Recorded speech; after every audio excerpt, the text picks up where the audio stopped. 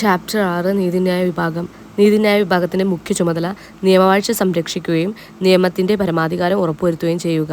മറ്റു ചുമതലകൾ വ്യക്തികളുടെ അവകാശങ്ങൾ സംരക്ഷിക്കുക, നിയമപരമായി തർക്കങ്ങൾ തീർപ്പാക്കുക, ജനാധിപത്യം ഒരു വ്യക്തിയുടെയോ സംഘത്തിൻ്റെയോ സ്വേച്ഛാധിപത്യത്തിലേക്ക് വഴിമാറുന്നില്ല എന്ന് ഉറപ്പുവരുത്തുക.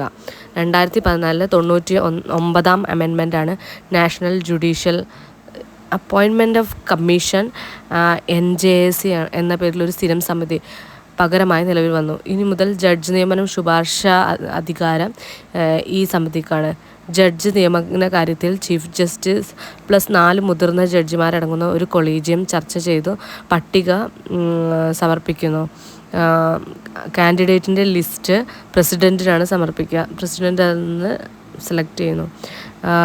ജഡ്ജിനെ നീക്കം ചെയ്യാൻ 2 റീസണാണുള്ളത്. ഒന്ന് പ്രാപ്തരല്ല എന്നുള്ളതും മറ്റൊന്ന് സ്വഭാവദൂഷ്യം. പ്രാപ്തരല്ല എന്ന് വെച്ച് കഴിഞ്ഞാൽ എന്തെങ്കിലും കുറ്റം അത് പ്രമേയം ഇരുസഭകളിലും അംഗീകരിക്കണം. മറ്റൊന്ന് സുപ്രീം കോടതിയുടെ സുപ്രീം കോടതിയല്ല നമ്മുടെ നീതിന്യായ വ്യവസ്ഥയുടെ സ്ട്രക്ചർ. ഫസ്റ്റ് സുപ്രീം കോർട്ട് വരും, പിന്നെ ഹൈക്കോർട്ട്, പിന്നെ ജില്ലാ കോടതി, പിന്നെ കീഴ്ക്കോടതി, സിവിൽ കോർട്ട്, ക്രിമിനൽ കോർട്ട്, അങ്ങനെ താഴേക്കാണ് വരുന്നത്. എല്ലാ സ്റ്റേറ്റിലും സെയിം സ്ട്രക്ചറാണ്.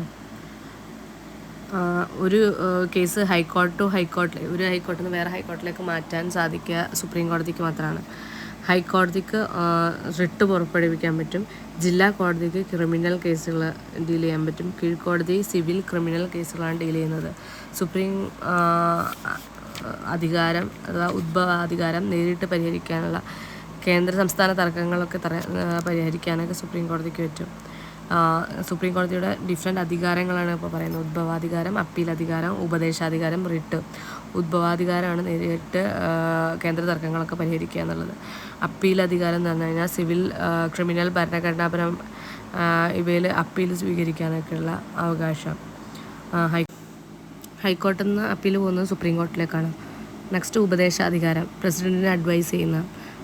നെക്സ്റ്റ് റിട്ട് അധികാരം. ഹൈക്കോർട്ട് ആൻഡ് സുപ്രീം കോർട്ടിൽ മൗലികാവകാശം സംരക്ഷിക്കാൻ വേണ്ടിയിട്ട് ഹൈക്കോടതിന് 226 ആർട്ടിക്കിൾ വഴിയും സുപ്രീം കോടതിന് 32 ആർട്ടിക്കിൾ വഴിയും റിട്ടുകൾ പുറപ്പെടുവിക്കുക.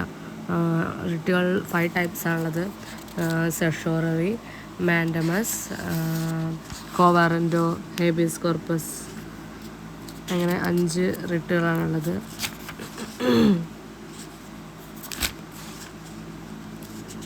നിയമം നിർമ്മിക്കുന്നതിലും ഭരണഘടന ഭേദഗതി ചെയ്യുന്നതിലും പരമാധികാരം ഉള്ളത് പാർലമെൻറ്റിനാണ്.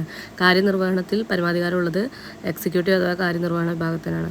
നീതിന്യായ വിഭാഗത്തിൻ്റെ പരമാധികാരം നിയമങ്ങൾ നിർമ്മിക്കുന്നതിനും ഭരണഘടനാ തത്വങ്ങൾക്ക് അനുസൃതമായിട്ടാണോ എന്ന് പരിശോധിക്കുകയും തർക്കങ്ങൾ തീർപ്പ് കൽപ്പിക്കുകയും ചെയ്യുകയാണ്. കൃത്യമായ അധികാര വിഭജനം ഉണ്ടെങ്കിൽ പോലും പാർലമെൻറ്റും നീതിന്യായ വിഭാഗവും തമ്മിലും കാര്യനിർവഹണ വിഭാഗവും നീതിന്യായ വിഭാഗവും തമ്മിലുള്ള പ്രശ്നങ്ങൾ ഇന്ത്യൻ രാഷ്ട്രീയത്തിൽ നിരന്തരം പ്രശ്നങ്ങൾ ഉണ്ടാക്കിയിട്ടുണ്ട്. സ്വത്തവകാശത്തെ സംബന്ധിച്ച് ഭരണഘടന ഭേദഗതി ചെയ്യുന്നതിനുള്ള പാർലമെൻറ്റിൻ്റെ അധികാരത്തെ സംബന്ധിച്ചും നീതിന്യായ വിഭാഗത്തിൻ്റെ പാർലമെൻറ്റിനും ഇടയിൽ അഭിപ്രായ വ്യത്യാസങ്ങൾ ഉണ്ടായിട്ടുണ്ട്. സ്വത്തവകാശത്തിന് മേൽ നിയന്ത്രണം ഏർപ്പെടുത്തിയത് പാർലമെൻറ്റ് അധികാരം സംബന്ധിച്ചുള്ള ഒരു ഭരണഘടന വന്ന ഉടനെ ഒരു വിവാദം ഉണ്ടായിട്ടുണ്ട്. ഭൂപരിഷ്കരണം നടപ്പിൽ വരുന്നതിനായി സ്വത്ത് കൈവശം വെക്കാനുള്ള പൗരൻ്റെ അവകാശത്തിന് മേൽ ചില നിയന്ത്രണങ്ങൾ ഏർപ്പെടുത്താൻ പാർലമെൻറ്റ് ആഗ്രഹിച്ചു. മൗലികാവകാശങ്ങൾക്ക് മേൽ നിയന്ത്രണം ഏർപ്പെടുത്താൻ പാർലമെൻറ്റിന് അധികാരമില്ല എന്ന നിലപാടാണ് കോടതി സ്വീകരിച്ചത്. പിന്നീടാണ് ഭരണഘടനാ ഭേദഗതി ചെയ്യുന്നതിൻ്റെ ശ്രമം പാർലമെൻറ്റ് നടത്തിയത്. പാർലമെൻറ്റും നീതിന്യായ വിഭാഗവും തമ്മിലുണ്ടായ പ്രശ്നങ്ങളുടെ കേന്ദ്ര ബിന്ദുക്കൾ താഴെ പറയുന്ന പ്രശ്നങ്ങളായിരുന്നു. റൈറ്റ് ടു പ്രോപ്പർട്ടി നിയമത്തിൻ്റെ വ്യാപ്തി, അവകാശങ്ങൾ പരിമിതപ്പെടുത്തുന്നത് എടുത്തു കളയുക, അസാധുവാക്കുക എന്നീ കാര്യങ്ങൾ പാർലമെൻറ്റിൻ്റെ അധികാരത്തിൻ്റെ വ്യാപ്തി, ഭരണഘടനാ ഭേദഗതി ചെയ്യുന്നതിനുള്ള പാർലമെൻറ്റിൻ്റെ അധികാരത്തിൻ്റെ വ്യാപ്തി, നിർദ്ദേശക തത്വങ്ങൾ നടപ്പിൽ വരുത്തുമ്പോൾ മൗലികാവകാശം പരിമിതപ്പെടുത്തുന്നതിനോ എടുത്തു കളയുന്നതിനോ അസാധുവാക്കുന്നതിനോ പാർലമെൻറ്റിൻ്റെ അധികാരം. നിയമനിർമ്മാണ സഭയും നീതിന്യായ വിഭാഗവും തമ്മിലുള്ള ബന്ധത്തെ ക്രമീകരിക്കുന്നതിനാൽ സുപ്രീം കോടതി സുപ്രധാനമായ ഉത്തരവ് പുറപ്പെടുവിച്ചത് 1973 കേശവാനന്ദ ഭാരതി കേസ് എന്ന വിഖ്യാതമായ കേസായിരുന്നു ഈ ഉത്തരവ്. ഭരണഘടനയ്ക്ക് ഒരു അടിസ്ഥാന ബേസിക് സ്ട്രക്ചർ ഉണ്ടെന്നും ഒരാൾക്കും പാർലമെൻറ്റിന് പോലും ഈ അടിസ്ഥാന ഘടന ലംഘിക്കാനുള്ള അധികാരമില്ലെന്നും സുപ്രീം കോടതി ഈ കേസിൽ വിധി പ്രസ്താവിക്കുകയുണ്ടായി. കൂടാതെ കോടതി 2 കാര്യങ്ങൾ കൂടി പ്രസ്താവിക്കുകയുണ്ടായി.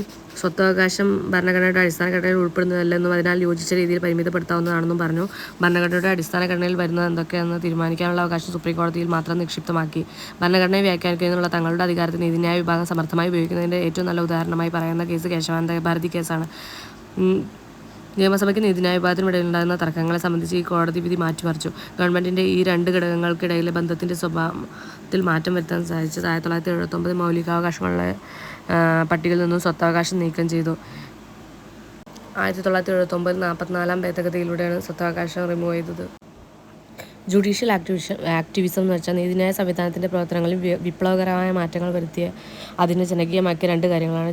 ജുഡീഷ്യൽ ആക്ടിവിസം പൊതുതാൽപര്യ ഹർജി.